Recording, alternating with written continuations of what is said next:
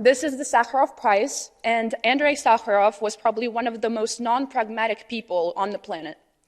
I don't understand why those who advocate for pragmatic relations with dictators can't simply open the history books.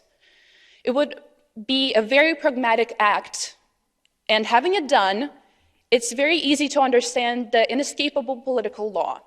The pacification of dictators and tyrants never works.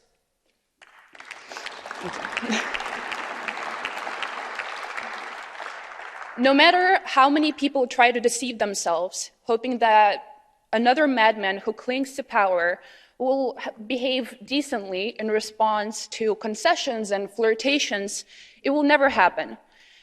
The very essence of authoritarian power involves a constant increase in bets, an increase in aggression, and the search for new enemies.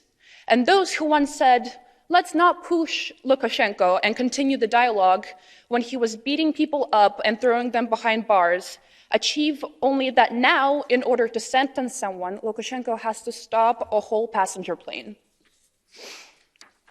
Another thing that pragmatists don't want to do for some reason, which urges them to remember about the expenses and economic losses, is simply to pick up a calculator and see how much their pragmatism costs, in particular to the European taxpayers. Years of flirting with Putin made it clear to him that to increase his ratings, he can start a war. How much will the war with Ukraine cost to Europe?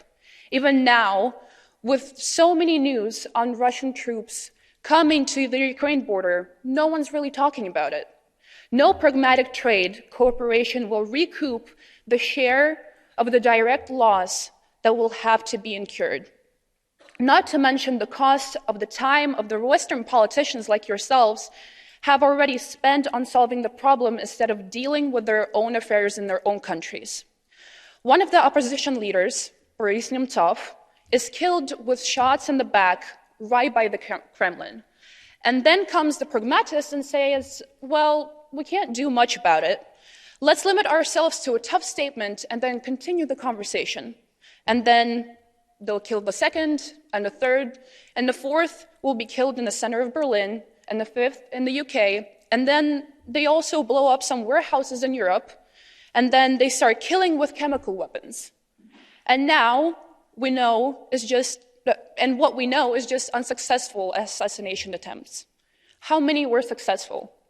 We already know that a real terrorist group has been created inside Putin's special services, killing citizens of my country without a hearing or a trial, without justice. They were close to killing my mother.